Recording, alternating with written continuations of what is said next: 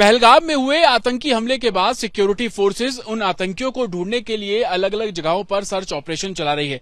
लेकिन इस आतंकी हमले के बाद सिक्योरिटी एजेंसीज हो या सिक्योरिटी फोर्सेस हो, हर किसी ने अपनी स्ट्रेटेजी बदली है। स्ट्रेटेजी बदलने के पीछे सबसे बड़ा कारण यह है कि जिन जगह का सहारा लेकर आतंकी फरार हुए वो बेहद चिंताजनक है और बेहद चुनौतीपूर्ण भी है। तस्वीरें मैं आपको सबसे पहले दिखा दूं। ये घना जंगल है, तकरीबन 35 किलोमीटर घना जंगल है जिसमें पहाड़ियां भी हैं, बड़े बड़े पेड़ भी हैं और दिन के समय कुछ ऐसी जगह भी है जहां बिल्कुल अंधेरा रहता है, हाइड आउट है। यही कारण है कि इस घने जंगल में आतंकी छिपे हो सकते हैं, इस बात की आशंका है। और इसी को देखते हुए अब जो सिक्योरिटी फोर्सेज हैं उन्होंने स्ट्रेटेजी में यह बदलाव किया कि 10 अलग अलग यूनिट बना दी गई।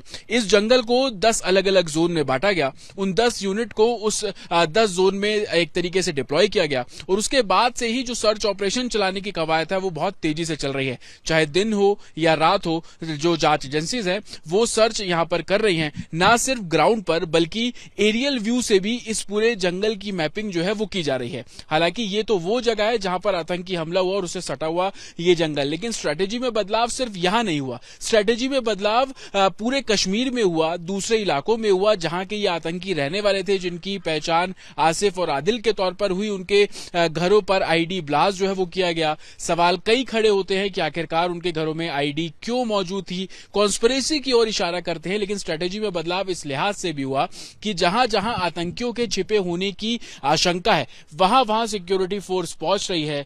कुछ ऐसे लोगों को भी हिरासत में लिया जा रहा है जो कि ओवरग्राउंड वर्कर है। ये ओवरग्राउंड वर्कर दरअसल वो लोग हैं जो कि इन आतंकियों की मदद करते हैं, कैश के तौर पर, पैसे देने के तौर पर, इंफॉर्मेशन देने के तौर पर, लॉजिस्टिक प्रोवाइड कराने के तौर पर। क्योंकि कुछ ऐसे चश्मदीद भी सामने हैं जिन्होंने बताया कि कैसे लोकल लोगों ने उन आतंकियों की मदद करी। जो टूरिस्ट यहां पर थे उन लोगों को कैसे ऊपर की तरफ भेजा गया। जब वो फायरिंग शुरू हुई, नीचे आना चाह रहे थे तो कुछ ऐसे लोग थे जिन्होंने रोका भी। तो ये तमाम ऐसी बातें निकलकर सामने आई, जिसके बाद सबसे पहले जो जांच एजेंसीज हैं वो इस लोगों को पकड़ रही है जो कि ओवरग्राउंड वर्कर है, जिन्हें OGW भी कहा जाता है। इनकी संख्या तकरीबन 1000 के आसपास है जिनको हिरासत में लिया गया है अलग अलग थानों की पुलिस ने, और उसके बाद से उन सभी से पूछताछ का दौर है वो भी किया जा रहा है। लेकिन स्ट्रेटेजी में बदलाव आतंकियों को पकड़ने में किया गया। स्ट्रेटेजी में बदलाव नॉर्मल जो डिप्लॉयमेंट है उसमें किया गया। पहले जिस तरीके से सीआरपीएफ की तैनाती पूरी कश्मीर घाटी में होती थी उसमें बदलाव किया। जम्मू कश्मीर पुलिस जो पेट्रोलिंग करती थी उसमें बदलाव किया गया। और साथ में जो एसओजी है जम्मू कश्मीर पुलिस की, वो भी आतंकियों को ढूंढने में उन जगहों पर सीआरपीएफ के साथ पहुंच रही है ताकि लोकल सपोर्ट के तौर पर एसओजी उनकी मदद कर पाए। तो ये वो तस्वीरें हैं, ये वो चैलेंजेस हैं जो कि आतंकियों को पकड़ने के लिए सिक्योरिटी फोर्सेस फेस कर रही है।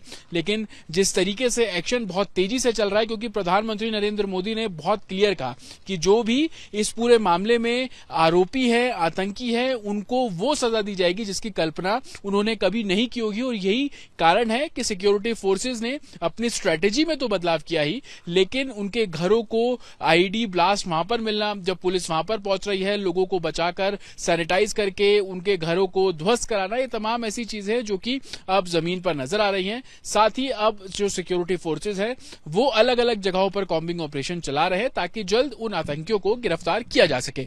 विजय पंकज के साथ जतिन शर्मा, रिपब्लिक भारत, पहलगाम।